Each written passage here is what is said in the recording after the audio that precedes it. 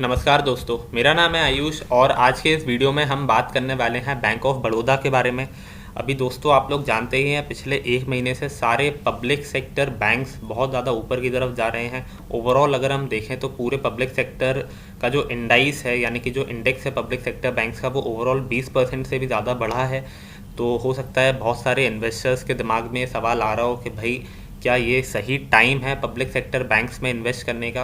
और bank of Baroda भी उन स्टॉक्स में से एक था जिसने 20% से ज़्यादा के रिटर्न दिए पिछले एक महीने में। तो बहुत सारे लोग सोच रहे होंगे कि भाई क्या अभी बाय कर लें बैंक ऑफ बड़ौदा को, और हो सकता है कुछ लोगों ने इस स्टॉक को ऑलरेडी बाय करके रखा हो, तो वो ये सोच रहे होंगे कि भाई होल्ड करना चाहिए, अभी सेल करना चाहिए। इन्हीं सारी चीज़ों का जवाब दूंगा दोस्तों मैं आज इस वीडियो में। आप लोग दोस्तों जानते ही हैं, जो बैंक ऑफ बड़ौदा है ये इंडिया का third largest public sector bank है, जो कि एक फुल फ्लेज्ड बैंक है। अगर मैं फुल फ्लेज्ड बैंक बोल रहा हूँ दोस्तों, तो उससे मेरा मतलब है जो कि कॉर्पोरेट बैंकिंग, यानी कि जो बड़े बड़े इंस्टीट्यूशंस होते हैं उन्हें लोन्स प्रोवाइड करती है, उनको बैंकिंग सर्विसेज देती है। इंटरनेशनल बैंकिंग में भी है ये दोस्तों, यानी कि इंडिया के बाहर भी इसकी ब्रांचेज हैं। Small and medium enterprises banking, इसका मतलब है कि जो छोटी छोटी एंटरप्राइजेस हैं उनको ये लोन्स प्रोवाइड करती हैं। Rural banking, NRI services. तो एक फुल फ्लेज्ड बैंक है बैंक ऑफ बड़ौदा, जिसके बारे में हम आज बात करेंगे इस वीडियो में। दोस्तों अगर आपने हमारे चैनल को अभी तक सब्सक्राइब नहीं किया है तो प्लीज़ सब्सक्राइब करें हमारे चैनल को और लाइक कीजिएगा इस वीडियो को अगर वीडियो पसंद आता है तो। अब यहाँ पे मैं बैंक ऑफ बड़ौदा लिमिटेड का पूरा एक फंडामेंटल एनालिसिस करने वाला हूँ छोटा सा। फिर उसके बाद हम चार्ट्स पे देखेंगे कि भाई बैंक ऑफ बड़ौदा कैसा है, चार्ट्स के ऊपर बाय है, चार्ट्स के अंदर सेल है, यही सारी चीज़ों के बारे में हम बात करेंगे। अगर मैं बैंक ऑफ बड़ौदा के करंट शेयर प्राइस की बात करूं तो वो 63 रुपीज़ है। अगर हम इन्वेस्टमेंट चेकलिस्ट की तरफ एक नज़र डालें तो आप यहाँ पे देख सकते हैं कि टिकर टेप में वैल्यूएशन करने के लिए सफिशिएंट डेटा नहीं है, लेकिन ऐसा दिखा रहा है कि एफडी से भी घटिया रिटर्न्स दिए हैं बैंक ऑफ बड़ौदा ने, और डिविडेंड भी अच्छा प्रोवाइड नहीं करता क्योंकि ये पीएसयू स्टॉक है। और आप यहाँ पे देख सकते हैं एंट्री पॉइंट के लिए अच्छा टाइम बता रहा है, जो कि स्टॉक की हाई डिमांड है टेक्निकल एनालिसिस के अनुसार, ऐसा टिकर टेप बता रहा है। और किसी भी प्रकार का रेड फ्लैग नहीं है, डिफ़ॉल्ट प्रोबेबिलिटी लो है। अब हम बात करते हैं इस कंपनी के मार्केट कैप के बारे में दोस्तों। तो इसका जो मार्केट कैप है वो 30,680 करोड़ रुपए है दोस्तों। इतना बड़ा बैंक और उसका मार्केट कैप 30,680 करोड़ रुपए दोस्तों। ऐसा इसलिए है क्योंकि पिछले कुछ समय से स्टॉक बहुत ही ज़्यादा नीचे की तरफ गिरा है। मैं आपको अभी दिखाता हूँ इसकी शेयर प्राइस परफॉर्मेंस से आप समझ जाएंगे जो इसका हिस्टोरिकल परफॉर्मेंस है। अगर हम वन डे की बात करें तो जो रिटर्न्स है वो -1.09% है। वन वीक में अगर हम रिटर्न्स देखें तो -4% रिटर्न्स रहे हैं। अगर हम वन मंथ की बात करें तो जो रिटर्न्स हैं वो 35% रहे हैं दोस्तों। तो पिछले एक महीने में सबसे ज़्यादा तेज़ी मेरे ख्याल से बैंक ऑफ बड़ौदा में ही आई है। अगर हम पीएसयूज़ की बात करें तो अगर हम वन ईयर में देखें तो दोस्तों इस स्टॉक ने -36% के रिटर्न दिए हैं।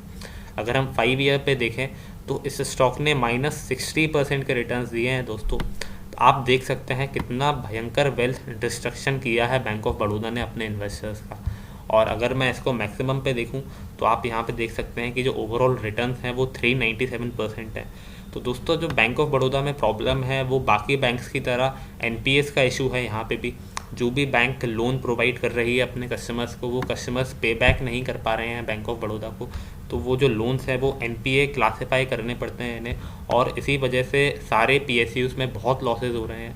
आप लोग जानते हैं ये बात। अगर हम की मैट्रिक्स की बात करें तो पी रेशो है 24 का और price to book value ratio है 0.38 का।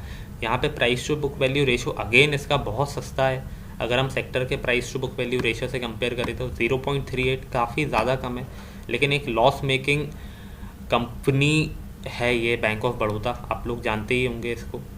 आप यहाँ पे देख सकते हैं कि 2018 में इस कंपनी ने लॉस किया था, और 2019 और 2020 में जो इसने प्रॉफिट्स किए हैं वो इतने सिग्निफिकेंट नहीं रहे हैं कि जिससे ये स्टॉक जो है ऊपर की तरफ जाने लगे।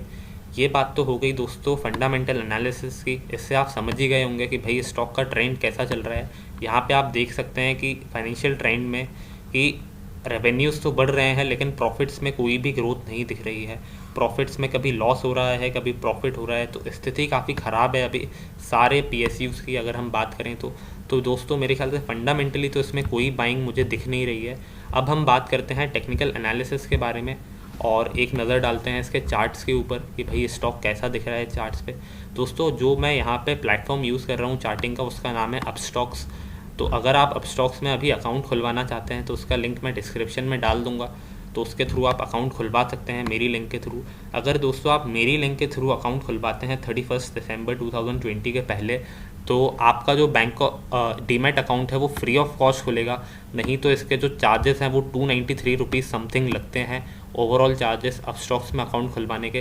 लेकिन 31 दिसंबर 2020 तक इसमें ऑफ़र है कि अगर आप अपस्टॉक्स में अकाउंट खुलवाएंगे तो फ्री ऑफ कॉस्ट खुलेगा मेरी लिंक के थ्रू। तो अगर आप खुलवाना चाहते हैं अकाउंट तो मैं उसका लिंक आपको डिस्क्रिप्शन में डाल दूँगा।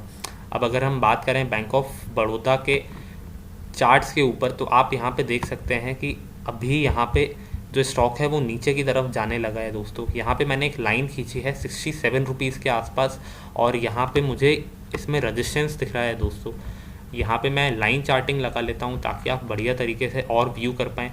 यहाँ पे आप देख सकते हैं एक जो रजिस्टेंस का पॉइंट है वो यहाँ पे मुझे दिख रहा है। आपका ये तीसरा महीने के आसपास 2020 में एक सब रजिस्टेंस का पॉइंट मुझे यहाँ दिख रहा है, और अभी करेंटली एक और इसने रजिस्टेंस का पॉइंट यहाँ पे बनाया है दोस्तों।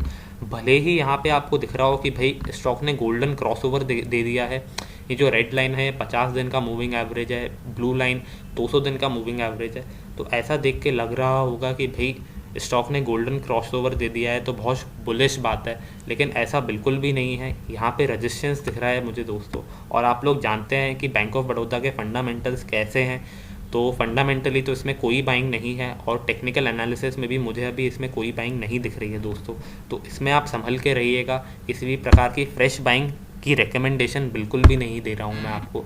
तो ये था आज का छोटा सा वीडियो बैंक ऑफ बड़ौदा के बारे में। अगर वीडियो अच्छा लगा हो तो लाइक कीजिएगा, इस वीडियो को सब्सक्राइब करिएगा हमारे चैनल को, and thank you for watching this video.